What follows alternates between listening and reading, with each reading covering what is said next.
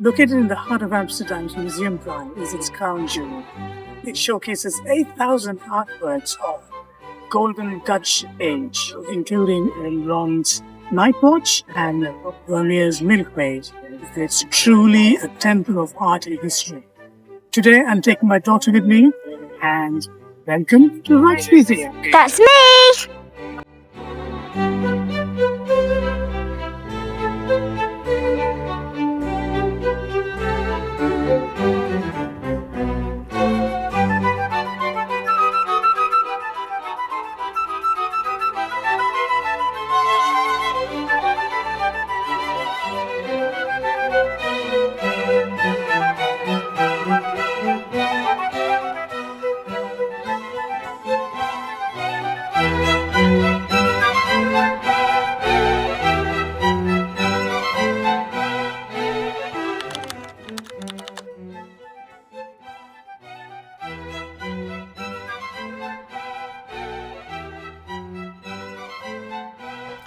There she is, the famous Milkmaid, so caught up in her chores that she doesn't even notice us.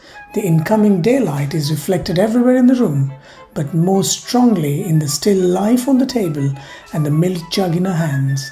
The stream of milk actually appears to be flowing.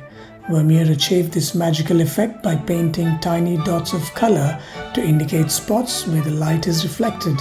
Vermeer was a perfectionist for whom even the smallest detail was significant, from the nails in the wall to the clutter on the floor. Clutter? Indeed, this may look like an immaculate household, but in fact the bare wall is damaged. One of the window panes is broken and hunks of bread lie scattered around the bread basket. We don't notice it at all at first because of the relaxed pose of the kitchen maid at work, who in a colorful dress diverts all attention from the sparse surroundings. She is the focal point in this sophisticated composition, a brightly lit beacon in the midst of a muted scene.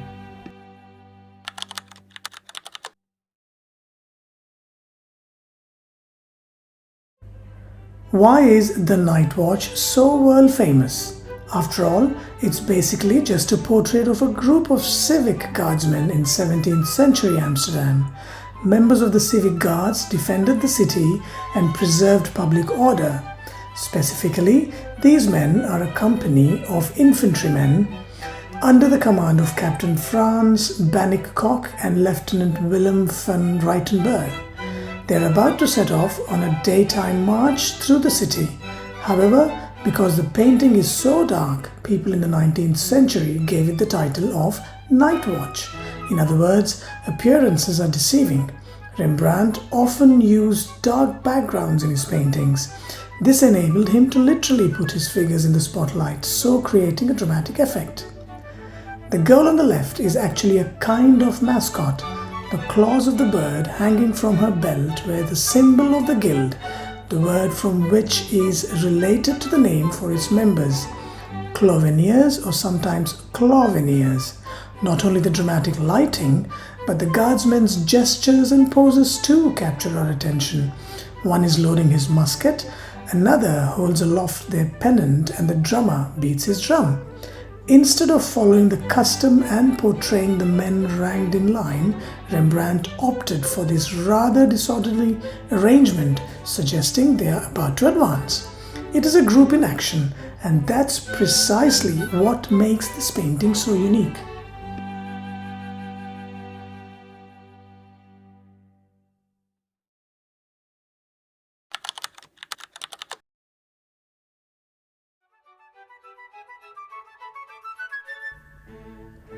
Nearly 400 years old, the Night Watch has been through a great deal over the centuries. In recent years, the Rijksmuseum undertook an in-depth study of the painting to gain as complete a picture as possible of its condition and to determine the best method to treat it. In this way, the painting will be optimally preserved for future generations. Currently, conservators are meticulously removing old layers of varnish and later overpainting. This exposes the Night Watch's eventful history, uncovering more of the original paint as well as the scars from the past. Following this stage of Operation Night Watch, the painting will receive a new layer of varnish and any paint losses will be filled in, allowing the painting to be displayed optimally.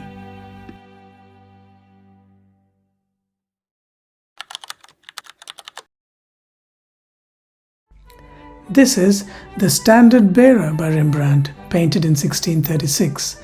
It's a striking portrait of a proud militia flag bearer dressed in wonderfully dramatic attire and lit with Rembrandt's signature glow. The piece marks a real turning point in his career, bold, confident and unmistakably his, and it firmly helped establish him as one of the great masters of the Dutch Golden Age.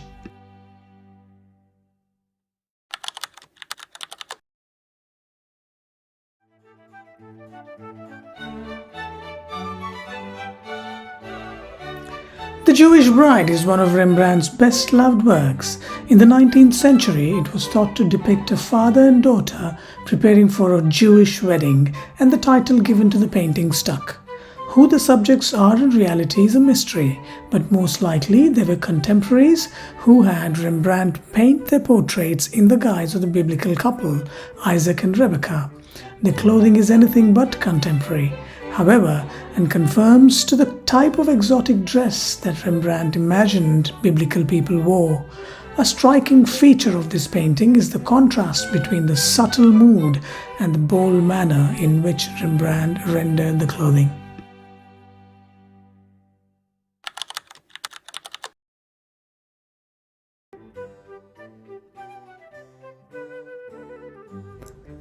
This is The Jolly Drinker by Judith Lester, painted in 1629.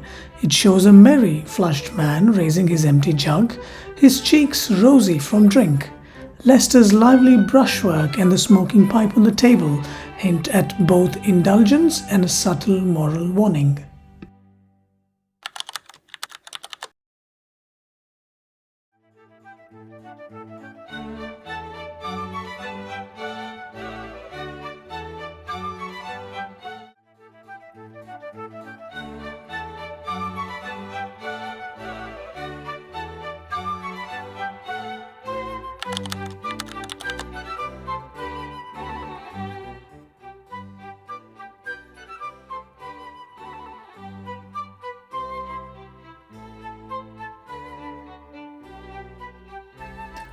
Vincent van Gogh moved to Paris in 1886 after hearing from his brother Theo about the new, colourful style of French painting. Wasting no time, he tried it out in several self-portraits. He did this mostly to avoid having to pay for a model. Using rhythmic brushstrokes in striking colours, he portrayed himself here as a fashionably dressed Parisian.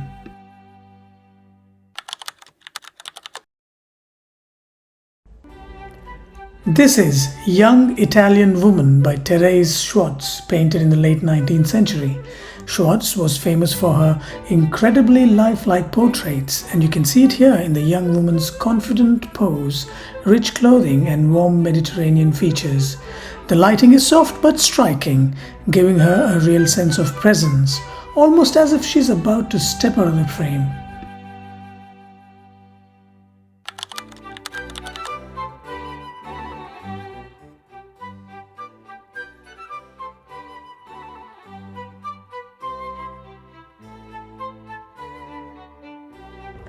Our country is saturated with colour.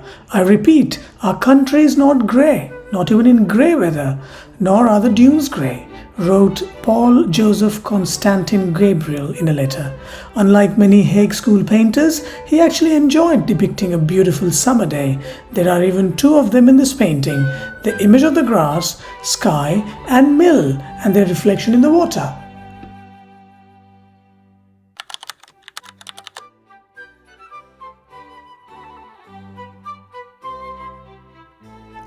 In this painting, Baur portrays life in Benares, one of the world's oldest cities located on the Ganges River, in an idyllic setting.